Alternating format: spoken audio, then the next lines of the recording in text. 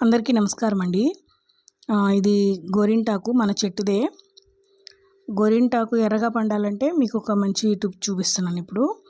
మనం చింతపండు, పెరుగు, వక్క ఎలాగ వేసుకుంటామో లాస్ట్‌లో కొంచెం పంచదార కూడా వేసి గ్రైండ్ చేసుకున్నామంటే మంచి కలర్ వస్తుంది. ఎవరికైనా యూజ్ అయితే ఈ టిప్ ఫాలో అవ్వండి. అలాగే కలర్ బాగుంటుంది. చాలా రోజులు కూడా మన చేతికి ఉంటుంది. ఇట్లా మెత్తగా రుబ్బుకున్న దాంతో డిజైన్స్ కూడా పెడతానండి నేను. కోన్‌తోనే కాకుండా ఇట్లా ఆకుతో కూడా ఇట్లా డిజైన్స్ అవి పెట్టుకుంటూ ఉంటాము. చాలా బాగుంటుంది చూడటానికి. అలాగే బాగా పండుతుంది. చిన్న చెట్టేనండి, మన గార్డెన్‌లో వేశాను. దాని ఆకే ఇప్పుడు మీకు ఇట్లా చూపిస్తున్నాను. అట్లాగే ఇవాళ వచ్చేసి కొంచెం సోఫా, ఇది మనది కొంచెం పెద్ద సోఫా అణిగి ఉండిందండి. అట్లాగే సోఫా రిపేర్ చేసేవాళ్ళు వస్తే వాళ్ళ చేత చేయించాను. బాగా చేశారు. బాగా గట్టిగానే ఉంది. ఫోమ్ అంతా మళ్ళీ వేశారు కొత్తగా. అసలు వాళ్ళు ఎక్కడ ఓపెన్ చేసి చేసిందనేది కూడా కనపడకుండా నీట్గా వర్క్ అనేది ఫినిష్ చేశారండి. కాస్ట్ కూడా పర్లేదు, రీజనబుల్గానే అనిపించింది. తక్కువ కాస్ట్లోనే నాకు సోఫా అంతా రెడీ అయిపోయినట్టు అనిపించింది. బాగా చేశారు, నీట్గానే చేశారు వర్క్ కూడా. వాళ్ళు నలుగురు వచ్చారు. మనతో పాటు వేరే మనకు తెలిసిన వాళ్ళు కూడా చేయించుకున్నారు. కాస్ట్ కూడా ఎక్కువేం తీసుకోలేదు. ఫస్ట్ కాస్ట్ ఎక్కువే అడిగారు, కానీ మనం రేట్ అది మాట్లాడిన తర్వాత మనం అడిగిన రేట్కే చేశారు. తక్కువ బడ్జెట్లో అయిపోయింది అనిపించింది. ఏంటంటే ఈ కింద సైడ్ క్లాత్ అంతా ఊడిపోయిందండి. అది క్లాత్ అది వేయించాను. అంటే మళ్ళీ మరీ ఎక్కువ దుమ్ము అది పట్టేస్తుంది కదా, అందుకోసం అనేసి క్లాత్ అంతా వేయించి కొంచెం ఫోమ్ అణిగి ఉండింది, ఆ ఫోమ్ కూడా వేయించాను. బాగా అనిపించింది. తక్కువ కాస్ట్లోనే నీట్గా చేశారు, బాగా చేశారు, పర్లేదు. ఇట్లా వచ్చినప్పుడు కూడా ఇళ్ళ దగ్గరికి వచ్చే వాళ్ళ చేత కూడా చేయించుకోవచ్చు అని అయితే అనిపించింది.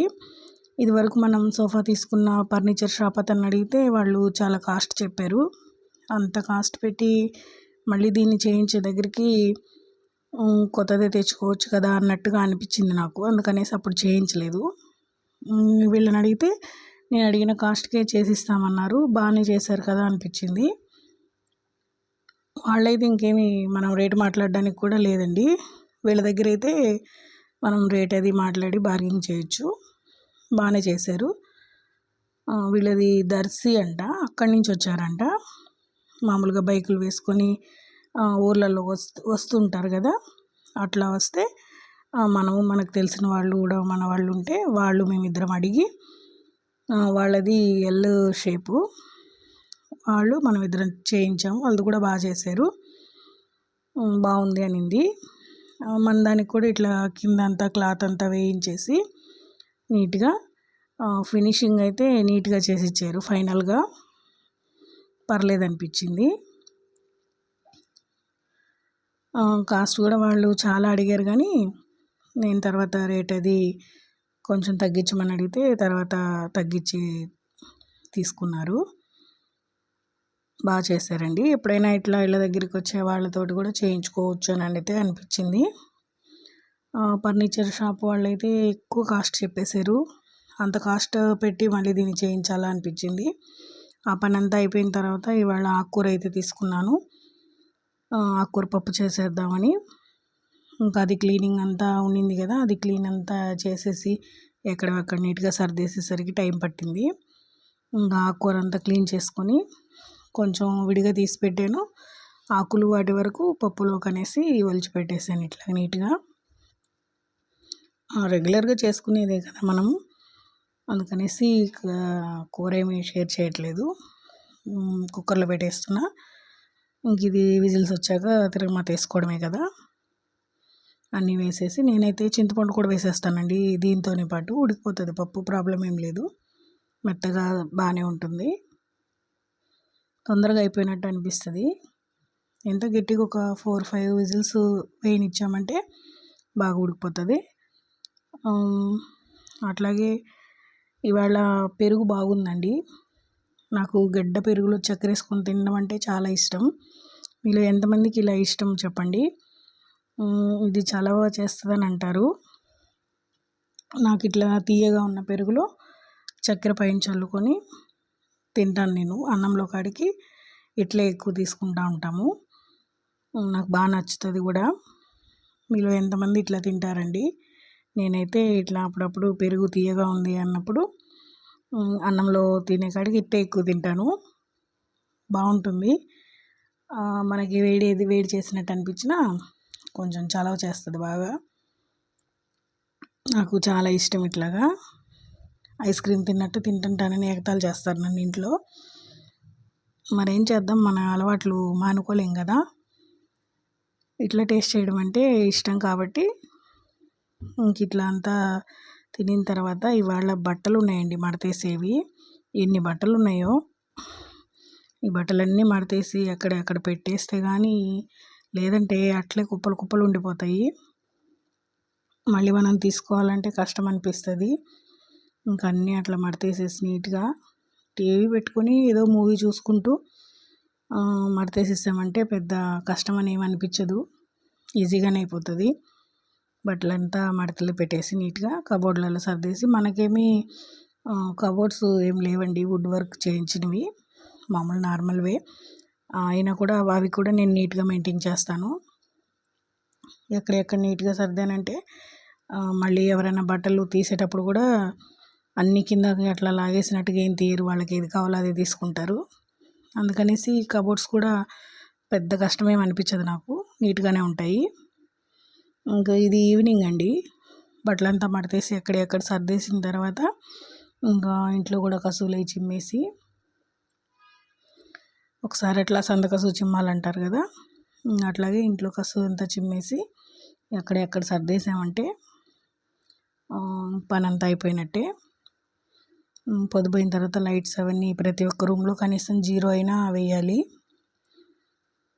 0 లైట్స్ అయినా వేస్తే బాగుంటుంది. ఇంతలోపు మా అబ్బాయి క్రికెట్కి ఏమో వెళ్ళొచ్చాడు. క్రికెట్కి వెళ్ళేసి ఆడుకోవడానికి వెళ్ళొచ్చాడు. ఇంకా అదే చెప్తున్నా వాడికి స్నానం అది చేసి దీపం పెట్టమ్మని. దేవుడికి పిల్లలు కూడా పెడతారండి. వాడు ఇంట్లోకి వచ్చాడంటే మా నాయన మాత్రం తోక ఊపుకుంటూ వచ్చేస్తుంది. మంచినీళ్ళు ఇమ్మంటున్నాడు. అదే చెప్తున్నా, మంచినీళ్ళు కూడా తీసుకోలేవా నువ్వని. ఇప్పుడు దీన్ని పట్టుకొని ఎగురుతాడు, చిన్న బేబీలాగా ట్రీట్ చేస్తాడు దాన్ని చంకలో పెట్టుకొని. అసలు బండి మీద కూడా అది చిన్నపిల్లలు కూర్చున్నట్టే కూర్చుంటుందండి. వాడు పిలుస్తానే వచ్చేసి ఎక్కి ఎంత ప్రేమ చూపిస్తుందో మా నాయన అయితే. మా పప్పి పేరు వచ్చేసి నైనా. బాగుంటుంది, క్యూట్గా చిన్నపిల్లల్ని ట్రీట్ చేసినట్టు ట్రీట్ చేస్తాడు వాడైతే. అదే అరుస్తున్న దాన్ని దించి ఇంక నువ్వు వెళ్ళి స్నానం చేసిరా అని.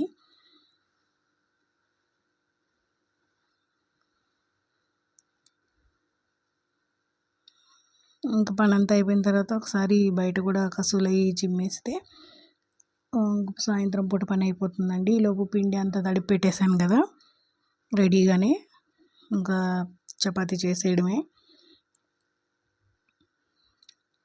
ఇది మా బయట అండి.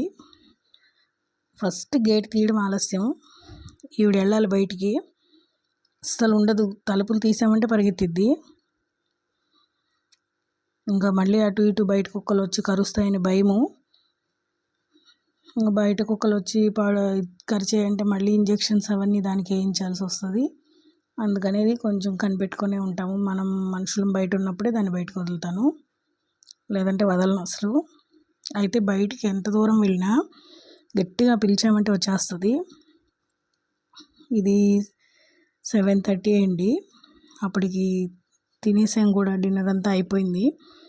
బజార్లో ఎవరు మనుషులు లేరు, ప్రశాంతంగా ఉంది. అలా కొద్దిసేపు అటు ఇటు నడుస్తూ టైంపాస్ చేస్తే బాగుంటుంది.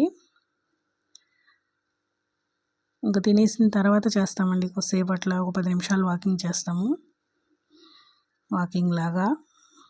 ఇంకెట్లా మనుషులు ఉండరు, పెద్దగా రద్దీ అట్లా ఏమి ఉండదు కాబట్టి ప్రశాంతంగా అనిపిస్తుంది బజార్లో.